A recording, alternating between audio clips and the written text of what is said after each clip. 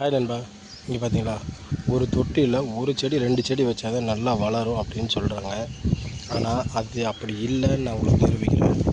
பாருங்கள், இது கனகாம்பரம், இது ரோஸ் தெரியுதுங்களா, இது இன்னொரு ரோஸ் உள்ள ஆக்சுவலாக 1 2 3, இது வந்து கேப்சிகம் 4 ஆச்சுங்களா, இது ஒன்று 5, துளசி பாருங்கள் 1 6. இது எல்லாமே ஒரே ஒரு சின்ன தொட்டி பாக்ஸுக்குள்ளே தான் வளருது. இது எல்லாத்துக்கும் மெயின் ஏன் நல்லா வளர்கிறதுக்கு காரணம்னா இந்த முருங்கைக்கீரை தான். இந்த முருங்கைக்கீரை வந்து வெயிலை வந்து ஓவராக அதுக்கு வராமல் பாதுகாக்குது. அதை விட முக்கியமான விஷயம் பாருங்கள், டீகம்போஸ்ட் வேஸ்ட்டு. இதை வந்து நான் வந்து இப்படி தான் போட்டிருக்கேன். இங்கே பாருங்கள், இது ஃபுல்லாகவே வேஸ்ட்டு. இந்த வேஸ்ட்டை வந்து நான் வந்து இப்படி வச்சு மக்கி போய் இது வந்து ஒரு பாட்டில் ஃபுல்லாக வச்சு கிட்டத்தட்ட ஒரு 2 பாட்டில் டைம் நிறைக்கிற அளவுக்கு வச்சுருக்கேன். நிறைச்சிருக்கேன். இது வந்து ஒரு 25 நாள் 27 நாள் இருக்கும், அவ்வளோதான் இருக்கும். நல்லா ஒரு டீகம்போஸ்ட் ஆகிடுச்சு. நீங்கள் இதை வேணால் எடுத்து நம்ம மண்புழு போட்டு தனியாக ரெடி பண்ணி வச்சுக்கலாம். இதில் பார்த்துட்டிங்கன்னா பாருங்கள், உள்ளே ஃபுல்லாகவே காலியாக தான் இருக்குது. இது ஒன்று மட்டும் இல்லை, 2 பேக் வச்சுருக்கேன், 2 டம்ளர் 2 பாட்டில் வச்சுருக்கேன். ஓகேங்களா, இதோட க்ரோத்துக்கு மெயின் காரணமே இதுதான். இது ஒன்றில் ஒரு பேட்ச்சு, இது செகண்ட் பெரிய பேட்சில் பாருங்கள் எத்தனை வச்சுருக்கு பாருங்கள். இது 1, இந்த பக்கம் பாருங்கள் 2, இந்த பக்கம் பாருங்கள் 3, இதுக்கு கீழே பாருங்கள் 1 4, டோட்டலாக 4 அணை வச்சுருக்கேன்.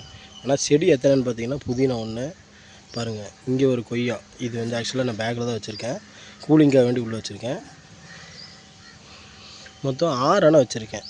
சாரி, இது டம்ளர் வந்து இது டம்ளருங்கிற பாட்டில் வந்து 6 பாட்டில் வச்சுருக்கேன்.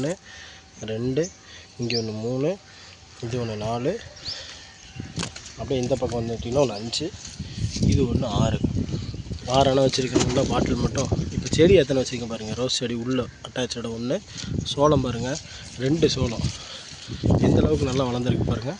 அடுத்ததுலேயும் சோளம் வளர ஆரம்பிச்சிருக்கு, பார்த்துட்டிங்களா பாருங்கள். எல்லாத்துலேயுமே ஒரு சோள செடியில் வந்து 1 2 3 சோளம் வர ஆரம்பிச்சிருக்கு, தெரியுதுங்களா. இப்படி பார்த்தா தெரியும் பாருங்கள். இங்கே 1, டோட்டலாக 3. இப்போ அடுத்ததில் பாருங்கள், இதில் 1, இங்கே 2, மேலே இன்னும் வளர்ந்துட்டு இல்லை, அது அவ்வளோதான் வளருது. இதுக்கப்புறம் பாருங்கள் தக்காளி பாருங்கள். ஸோ தக்காளி நம்ப மாட்டீங்க, இந்த ஊடு பயிர்னு சொல்கிறதால எவ்வளோ சீக்கிரம் காய் காய்ச்சிருச்சுன்னு பாருங்கள். சீக்கிரமாக காய் காய்ச்சிருச்சு. அதே மாதிரி பூ பாருங்கள், வெறும் செம்பருத்தி செடி தான் அது, எவ்வளோ பூ பூத்துருக்கு தெரியுது பார்த்தீங்களா. 2 கீழே பாருங்கள், புதினா ஊறுப்பட்ட புதினா ஃபுல்லாகவே வந்து இதுக்குள்ளே தான் வச்சுருக்கேன். இது கீழே பாருங்கள் இஞ்சி வச்சுருக்கேன். அதுலேயே பாருங்கள் இன்னொரு ரோஸ் உள்ள ஜாயிண்ட் ரோஸ் இருக்குங்களா, இது எல்லாமே போன ரோஸ். நான் வந்து செக் பண்ணுறதுக்காக வேண்டி வச்சேன். ஆனால் இது எல்லாமே நல்லா இந்த அளவுக்கு வளரும்னு எதிர்பார்க்கல. இது ஜாதி பூ, 2 தக்காளி, ஒரு இஞ்சி, இந்த பக்கம் ஒரு ஜாதி பூ, 2 சோளம், அந்த பக்கம் பார்த்திங்கன்னா திராட்சை, இது செம்பருத்தி, நாட்டு செம்பருத்தி. இது உள்ள ஒரு ரோஸ் வச்சுருக்கேன். எதுக்காகனா இது சாயாமல் இருக்கணும் அப்படிங்கிறதுக்காக வேண்டி இது வச்சுருந்தேன். ஆனால் இதுவும் நல்லா உங்களுக்கு பாருங்கள் எந்த அளவுக்கு பூ வந்துடுச்சு பாருங்கள், தெரியுதுங்களா உங்களுக்கு. இதுக்கப்புறம் இது பக்கத்தில் உள்ளே ஊண்டி வச்சுருக்கிறது வந்து பன்னீர் ரோஸ். இங்கே பாருங்கள், இதுவும் பன்னீர் ரோஸு. இதுவும் பார்த்திங்கன்னா நல்லா காய்க்க ஆரம்பிச்சிருச்சு, பூ பூக்க ஆரம்பிச்சிருச்சு.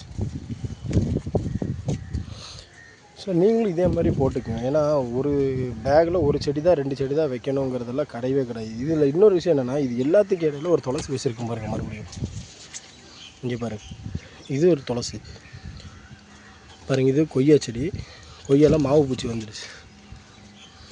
இதுவும் பேக்கில் தான் வச்சுருக்கேன். என்னென்னா இது எப்படி வளருதுங்கிறதுக்க வேண்டி பார்க்குறது. பாருங்கள் நல்லா வளர்ந்துருச்சு. அதனால் நீங்களும் பாருங்கள், கொய்யா மட்டும் இல்லை, நான் பன்னீர் திராட்சை வச்சுருக்கேன். வெறும் குச்சி நட்டி வச்சு வளர்ந்தது தான் இது எல்லாமே. இது எதுக்காக கட்டி வச்சுருக்கேன்னா, கொஞ்சம் நல்லா மேலே ஏறி இப்படி வரட்டும். ஏன்னா இது சோளம் எடுத்தோடனே கட் பண்ணிடுவேன், அதனால் கொஞ்சம் மேலே ஏறி வரட்டுங்கிறதுக்கு வேண்டி அப்படி வச்சுருக்கேன்.